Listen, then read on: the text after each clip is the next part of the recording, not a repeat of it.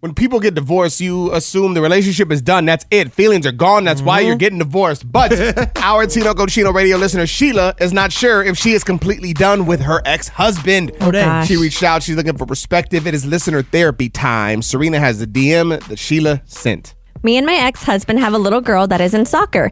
Just the other day, I heard some lady cheering our daughter all loud, and she popped up out of nowhere. I want to confront him and ask if he's seeing her, because if that's the case, we have not been fully introduced. It just bothers me. My friend says I'm developing feelings again, but that sounds crazy, right? I don't know if it's necessarily feelings, but if some strangers yelling for your kid, as a concerned parent, you probably want to know, who's this woman yelling at my kid? Yes. I don't know if it really is jealousy. I think it's just parental concern. I think that's fine.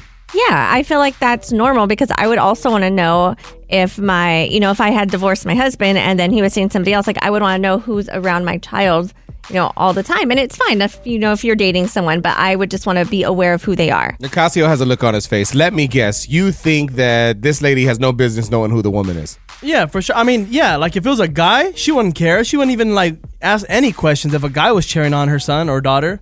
But since it's a girl, now she just wants to be nosy. She still has feelings. So she's tying it to the relationship, her past relationship. She's like, this is my husband's new girl. Yeah. I don't know who it is. It's a whole thing. I don't know. Matt, thoughts, quickly. I agree with everything Serena said. You should know who's hanging out with your kid. Yeah, man. I'm glad I went and got your opinion. Well, that's what it is. Let's see. Christina is on the line. I know she wants to weigh in. I want to talk to her. Next. So the legendary Mike Tyson had a medical scare. We're going to talk about that. Doja Cat beefing with her dad, maybe. It's a lot, man. Let's spill it. Tea time, Tino Cochino Radio. Serena's got it. Yeah, so recently Doja Cat made a post saying, I'm going to turn you into my next project, and you're going to have to listen to it for the rest of your godforsaken life. Now, if you didn't know, Doja Cat's dad is a dancer and actor from South Africa, and he's praised Doja Cat's career in multiple outlets. But the weird thing is that the two have never actually met. He was never been in her life. What? Yes, nothing like that. So now going back to that post, in her ex bio, she just changed it to, my dad's a deadbeat, but I did well.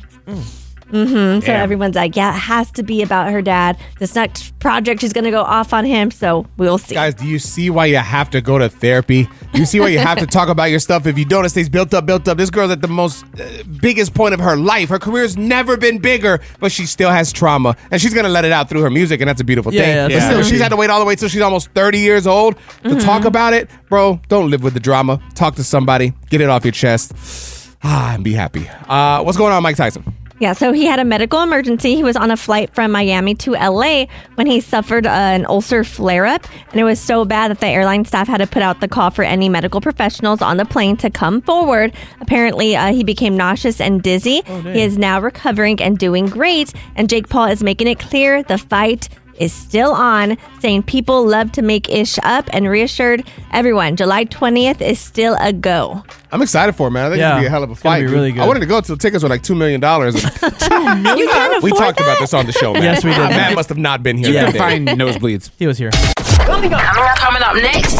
Tino Cochino Radio. You ever do something that just makes you feel like a bad human? Yes. Sometimes. I just did, and it was for a good cause. The actual act and effort that I put into this was good, but I did something to take away from the goodness, and I'll share it with you next. I feel kind of Oh my God. You can judge me.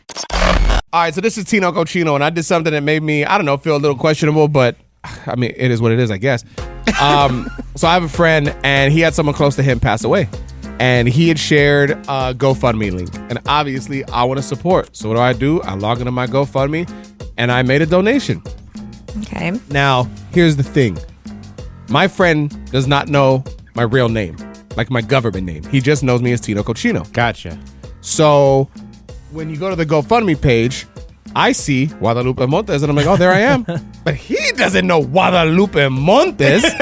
He knows Tino Cochino. And I'm like, well, he's not going to know I donated. And it's not about him knowing I did it. It's about the money. But I need him to know I made the donation. And so, bro, I spent about 45 minutes trying to figure out how to go and GoFundMe and switch my name to this. And I went above and beyond to switch it. And I finally figured it out. And I switched it all to Tino Cochino. And so then I went and refreshed it. And I saw that on his page, it now said Tino Cochino donated, blah, blah, blah, blah, blah. And then I got a text later. And it was like, yo, man, I saw your donation. I really appreciate that. You didn't have to do it. Thank you so much. And I was like, well, see, now he knows knows. Okay. He wouldn't have known before. And so I feel like I didn't really do a wrong thing, but I felt kind of guilty. And that's where I'm at.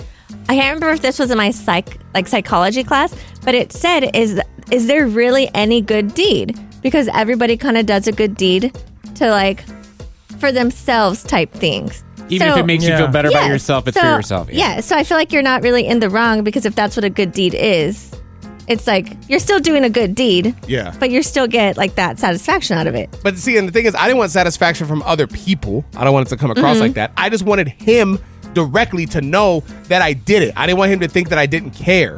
Yes, I What get about it. just shooting him a text on your own so that not everybody saw you change and be like, hey, just heads up, I donated, sorry for your loss, but just heads up, my real name is Guadalupe Montes or whatever. Fun fact, I did do that, and I never got a response. And I was like, well, he's got a lot going on. It's a very sensitive time. I can't just keep bugging him. Maybe he didn't see the text, because we were actually talking about some other stuff. Because he was trying to keep his mind off of what was going on, so he had another conversation going, but I kind of slipped that in, and he just moved past it. Gotcha. And I was like, oh, I don't know if he saw it or not. And I'm like, I need to know that he knows that I gave the money. Well, I like on GoFundMe, like it has to where you can put like what unanimous, right? Like Unanimous? Anonymous. Anonymous. There Yeah. it is. I always get those two words mixed up. But yeah, you can do it, and I'm like sitting there, and I'm like wondering why people like put it like that. Like why they have it like that. Like was it because you don't want people to see that you only donated $5? That's the truest way of $10? doing a good deed. That nobody, you do something and you get no clout or no respect from it. But the thing is, like, if that's your hard-earned money that you worked for, so like, yes, let it be known. Like, this is what I donated. I feel like, you want them to know, like, yo, I care enough and I did it. And I mean, I guess it is an ego thing when you say it out loud, but it's just like, you want them to know. Because if, let's say I didn't change my name and you never knew it was me, he'll think I didn't donate it, which low-key, he'll think I didn't care. Right. Yes, I'm on your side because you want them to know that you are a good friend. Did you, when you sent the money, did you decline it and then change your name and then send it back again? No. It was already up. I left it. No, it was just a simple name change, but it just took a minute for it to refresh. But once I got it done, I felt good. And then once he reached out and said thanks, I mean, to me, it felt like The job bottom well line done. is the person that needed the money got the money, so it doesn't really matter. Coming up next. Tino Casino Radio. The mindset you need to become a winner. I mean, who better to listen to than Tom Brady? Ooh, okay. We're going to share the audio with you next. The legendary, the GOAT, Tom Brady, has shared the mindset that you need to have in order to become a winner. It is Tino Cochino Radio. Let's listen. Your tired body, that unmotivated mind, and get out there and do it anyway. You better fight yourself, because you're not only winning when things are going your way. You got to figure out how to win when things aren't going your way. You got to figure out when your body's fighting you, when your mind's fighting you. How do you still, just say, it, I'm gonna beat my mind today. I've never heard Tom Brady cuss so much in my life. I know. It's It's kind of weird. When I heard this, I seen some like meme the other day, and it said that like it's how you react when you hit your lowest point. Like that's the person you are, and it kind of annoyed me because I'm just like, man, like if I'm hitting my lowest point, I'm not gonna be jolly and happy. Like I'm gonna react on how my life is going at that moment. But it's about getting yourself out of that moment. That's the point. Yeah, I know, but I'm just like, man, this is tough. And it's not saying being jolly and happy. I think it's just saying just to get up in general if you are at your lowest. Like you're just getting up. I felt like sick over the weekend. I felt just like a sinus infection. I don't know what it is, man. I just feel off. And last night, I mean, this is not comparable to like a life moment, but last night, I did not want to go to the gym for anything to save my life. It had been 2 days, and I was like, man, but you need to go. And I was like, bro, I'm on my couch. I'm chilling. I feel stuffy. I feel gross. I'm uncomfortable. And I was like, ugh. And I don't remember where I heard it. And it's so corny, but it made sense. Someone said the hardest thing about going to the gym is actually going to the Getting gym. up, yeah. It's not the actual workout. No. Yeah, it's Right. just getting there. Once you're there, you do it. Yeah, but they do say once you're sick to not work out to let your body rest. Well, I went to the gym and I ran and I sweat like a beast. And even though I sound kind of crummy today, I feel 1,000 times better. So my point is, I didn't want to go, but I still went, and I'm glad I went. So you, What you're doing? You're trying to rain on the parade right I'm now. not trying to I raise think Matt's saying that you went to the gym and that now you spread all like whatever you had, you spread it to everyone else. You think I have an orgy and all kinds of people in my house? What do you mean everybody else? I'll come for that. Tino Radio. Yeah. Let's recap it, dude. This is Tino Cochino, and I opened up for Carlos Mencia at a sold-out show of 2,000 plus. Oh, dang. Crazy. Now, if you're like, what the hell are you talking about? Open what? What'd you do? Basically, I'm jumping into the world of comedy. It's something that I've always wanted to do. I've just never really known how to pursue it. And also, you know when you want to do something, you feel like people are going to judge you and be like, you can't do it. I truly felt that for the longest. I mean, I'm 37 now, barely trying to do it. But I finally just hit a point where I was like, other people's opinions don't matter. This is something I want. I want a new challenge in my life. I'm going to do it. So, boom, I went to open mic last week, and I performed for 100 people. It went great. Got laughs. Definitely got bit by the bug. Then I told Carlos Mencia, yo, I really want to do it. He said, well, open for me. So when my second gig was opening up for a crowd of 2,000 at a sold-out casino, and it was a cool experience. So my wife and I drove to our hotel. We check in, and it's time to go to the venue. So we walk up to the venue. Doors are shut, obviously, because it's sound check time. I open the doors. Security runs over. Stop! What are you doing? Oh my God. I'm a performer. I'm opening. And then, okay, what's your name? I was like, Tino. They said, Chino? I was like, no, Tino. Chino? I was like, no, Tino. Like, okay, hold on. Shut the doors. Don't open the doors. So they shut them in my face. I'm like, okay. So I'm just standing there with my wife. And I look so unimportant. And then they send someone up to get me. So then they open the door. Chino? I'm like, no, Tino. They're like, oh, okay, yeah, Tino. Let him in. Change your name to Chino at this point. So then they let me in. We walk. We get to the back. As we get to the back, I see the dressing room door where Carlos is. I can see Carlos. And the lady goes, hold on, who are you? Oh, my God. And I was like, Tino, I'm opening. She looks at Carlos. Is he with you? And then Carlos goes, yeah. And then she goes, oh, okay, fine. And I'm just like, oh my God. So then we walk into the room with Carlos, and not one word is said. Carlos doesn't speak to me. Whoever else is in the room doesn't speak to me. There's no TV on.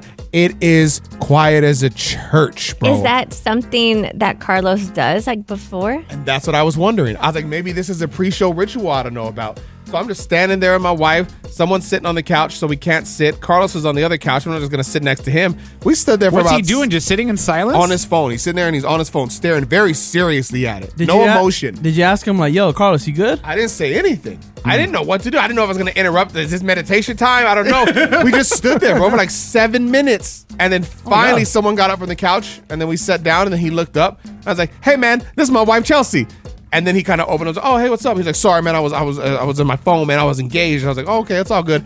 But that was just already awkward because I'm the type to judge my energy, to place my energy based on others, to match the energy of those around me. Gotcha. That's what I'm trying to say. And so from that point on, it was good. We just chopped it up about whatever. And now it's showtime.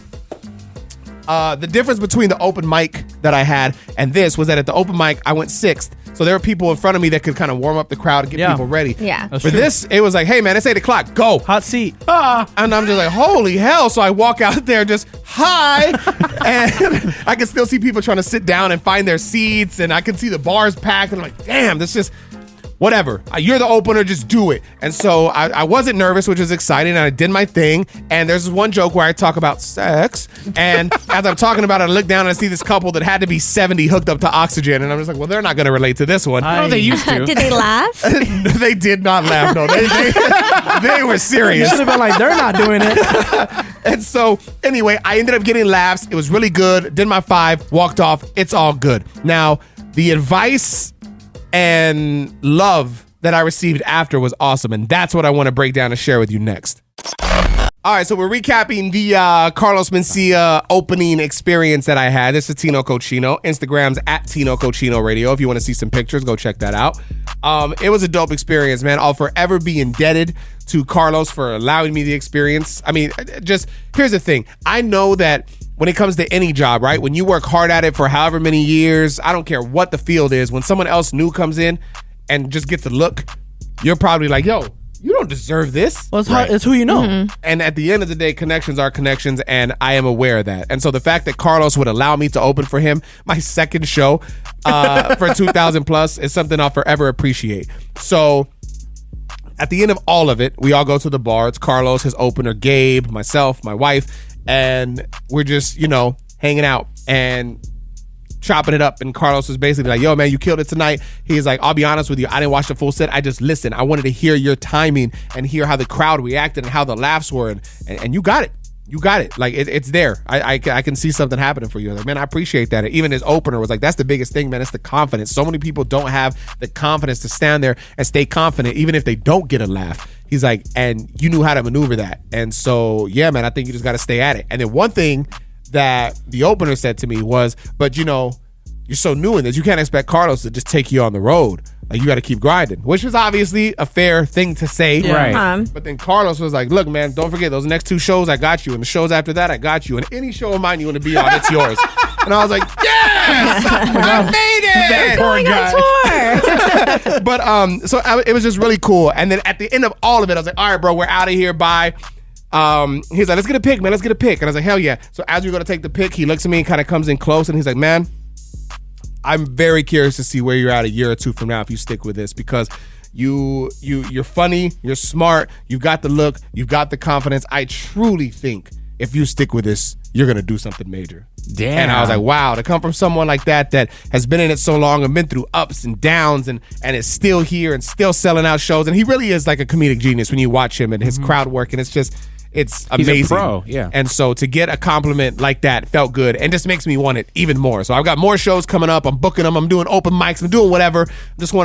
I'll probably just be doing 5-10 minutes for the next year. You know what I mean? I don't plan to have a special or anything, but I just want to, really just get out there and work and grind and network and just, post clips on our Instagram and just build it. I was just about to ask if I could help produce your special, but there goes that. What's funny is, so the whole reason I decided to actually chase this was because we saw Concrete when he was in town, and he had a sold out show, and I've known Concrete for years, and he got a standing ovation at the end, and it brought him to tears, and I felt that, and I was like, I'm gonna do this. And Concrete had posted over the weekend, because he video directs too. He's like, yo, any up and coming comedians that want me to shoot their special, let me know. Oh my God. I DM'd him, and I was like, yo, it's way too soon, but just so you know, when the time comes, I'm gonna hit you for it. He's like, you already know, fool, let's go. Oh damn. Oh my God. So whenever it's time for that, I'm gonna reach out to him. But you can, what's it called when you're on set and you like, I don't know, help? Like a gopher? You could be my gopher, Serena. That doesn't sound cool. Tino Radio. Yeah. All right, Tino Cochino Radio. Are you smarter than Nicasio? Who is it? It's Natalie. Awesome, Natalie. Nicasio's gonna hit you with this question. Just take a guess. If you get it right, we'll hook you up. If you need some help, we'll get you some hints until you figure it out. That way, we can still hook you up. We want you to win, okay? Awesome, thank you. Yeah, here we go. As a child, which celebrity lost part of his middle finger to an unfortunate door shutting accident? Is it A, Sylvester Stallone, B, Matthew Perry, or C, Freddy Krueger? Sylvester Stallone. Nope. Oh. No. You have 2 more choices: Freddy Krueger or Matthew Perry. Freddy Krueger. Oh my God. Oh my God, that was the joke one. He's not real. Freddy's not real. So you want to go with Matthew Perry? Yeah, let's do Matthew Perry. There it is. Yeah. You got it. Congratulations. I'm so happy you can't see me in person. You sound like it. Coming up next. Tino Cochino Radio. So there's some summer mistakes that people make all the time. It ends up messing up your skin. We don't want that to happen for you, man. We know the sun can be hot. We want you to live long and prosperous. Yeah. So we're going to share these with you next on Tino Cochino Radio, man. Let's keep you looking good. There are a ton of common mistakes that people make when it comes to, their skin in the summertime and being out. We want to try and help you out. Obviously, man, we're here for you, dude. It's Tino Cochino Radio. Serena found this list. Go ahead, break them down.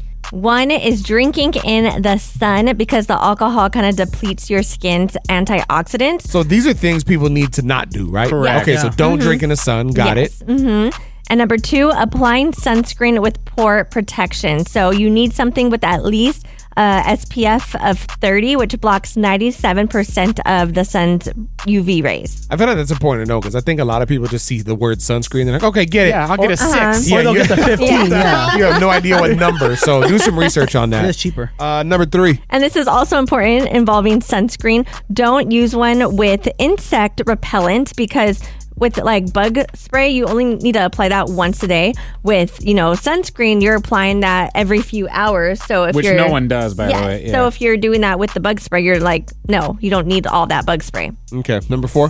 Peeling your sunburn. Don't do it. Well, that's common sense. That's fun though, low key, right? Yeah, you see your skin peeling, so you're like, oh man, I just want to grab this one, and then you see how big this chunk you can get. I mean, it sounds gross, but and then you pop the bubbles. That might be the thing. Is only you and I are talking about this. This is the half white side of me and the full white side of you. No, 1000%. All right, number 5, close it out. Well, let's see if you've done this, Tino, because this sounds white, and Matt says he's done it. Burning ticks off your skin. No, I've never had a tick in my life. Yeah, you got ticks, man? I grew up pretty rural. My dog used to get ticks, and we always thought that you just light a match behind the tick, and they back out of the hole. Because if you take the tick out of the dog the wrong way, their head gets stuck in there. So you got to twist it out counterclockwise or put a match behind their back, and they back out of the body and run away. I get on the pets, but you do it on yourself? No, I never did it on myself. myself. This is on yourself, Matt. I'm just saying. I you said that you did it. Now you're backpedaling. To my dog. You did what to your dog? Chino Radio. Yeah. So I've got a solo podcast. It is called Is Anyone Listening? It started as a mental health podcast, and it was when I was at like a really low point. And now that I'm at such a good point with my wife, Chelsea, and chasing this comedy thing, I'm just, I've grown, and so is the podcast. And now I'm interviewing people that are, just interesting to me and that I feel like can give me advice on my journey. Last week we had Carlos Mencia. This week we've got George Lopez. He talks about rebuilding his relationship with his daughter, which is a beautiful thing, trauma. And one thing that we talked about recently on Instagram that blew up for us was basically like the names and traumas that we had as kids. Our parents would give us nicknames based on that. George and I connected on this. Oh my God, in my stand-up, I've done that. There's a thing now that, I said, when you have a nickname, you think you have it just by the time you're a kid. You don't have it, then you graduate from high school, and then you're not the nickname anymore. I said, if your nickname is Kaka, you're Kaka for the rest of your life. So cut to you're 60 years old, you're in the bank, and they go, hey, Kaka right there, Kaka. And that's Kaka. And then the grandkid is right there, they're going, Grandpa, why are those guys calling you Kaka? You're Kaka for the rest of your life. The podcast is called Is Anyone Listening? And episode 2 is streaming now. So go to our Instagram at Tino Cochino Radio. Click the link in the bio or wherever you search for your favorite podcast. Just look up Tino Cochino. Is Anyone Listening? Coming up next. Tino Cochino Radio. I have never heard about quiet vacationing, but apparently this is pissing off bosses all over the country. It's a thing. Our producer, Matt, the one that takes the most vacation out of everybody, wants to talk about it. This is it? So we're going to let him talk about it next on Tino Cochino Radio. What the hell is it? Let's talk quiet vacationing on Tino Cochino Radio. I've never heard about this, but apparently it's a thing. It's pissing off bosses all over the country. Let's go to our frequent vacation user. Oh my God. Matt, more vacation days than anybody I've ever met in my life. Is this something you'll be participating in? No, because I feel like I'm upfront about my vacations. I usually, at the beginning of the year, tell you when I'm going to take off, and I take them off. That is true. This is more for, I guess it's a really big thing amongst millennials, and they're working remotely. This is their quiet vacationing. When they want to take a vacation, they just tell their boss, I'm going to work remotely. Then they go off to some island, and they, quote-unquote, work from there. Yeah. And they say they're doing this because the millennials feel bad about asking for their PTO, like requesting vacation days. So they say, instead, I'm just going to work, but just work from vacation. What does it matter? As long as they're getting the work done, right? They can do it wherever. I would imagine that. I guess bosses are really pissed off. I think it just depends on what the job is. Right. That's just a boss. Well, I guess there was like a suggestion too for the employers who are getting upset is to maybe mandate that every, quarter, your employee has to take like a day or two off somewhere in there. Right. Why can nobody just work anymore? like that's my real question. Why is it always a thing now? Like, well, I need a day for this. I need a day for that. Why? Like, I'm genuinely asking. Why does the boss have to pull a power move on these people? Why can't he just be like, you know what? It's not a power move to make you work your job. But he's paying them to do a job. But they're doing their job. It's like just because he does it in the house or he does it in Hawaii or something like that. Like, but your job is your job. You clock in. You go to work. But if they get the job done, what's the difference? Why? Because that's just what it is. It's a job. Why should you have the luxury or convenience of your own time on the job? It's work. It's not your time. If you want your time, figure out how to make your time happen outside of work. You chose the job. If you have vacation days, I feel like you should just take the vacation days and not lie and say you're working when you're not. That's the thing. There's vacation days. There's PTO. Like, you just got to know how to use it. There's sick days. There's personal days. I know all of them. You want advice? Hit me up. Coming up next. Tino Cochino Radio. Apparently, the color SUV that you drive defines the kind of mom you are. Ladies, this is probably bullshit. but I feel like who found this, Matt or Serena? Matt, but I've heard about it. All right, yeah. If Matt found it, we know what it is. We're gonna talk about it next, though. The color SUV that you drive, I guess, what determines the type of woman you are? Oh, What damn. type of mom you are. What kind of mom you are? Yeah. It's Tino Cochino Radio. I don't know how I feel about this. Serena, what's the logic behind it? Yes, so the trend is if you have a white SUV, then you are the type of mom that has it together. You have calendars, you cook dinner, and probably make your own sourdough bread. The soccer mom. Who's making their own sourdough bread? It's all over social media. They're like stay-at-home moms. You got time. So it's that type of person. Okay, and then if you drive a black SUV? you are the mom that sometimes is late to get your kid, doesn't have it together, is listening to 90s music. This is true, though. I feel like you sound a little bit more fun in the black SUV. Yeah. What about a brown SUV? What does that mean? You like the males and Serena drives one. you pronounce it as Sprite. Sprite. This list. Oh my God. Tino Cochino Radio. Qué rico, qué rico.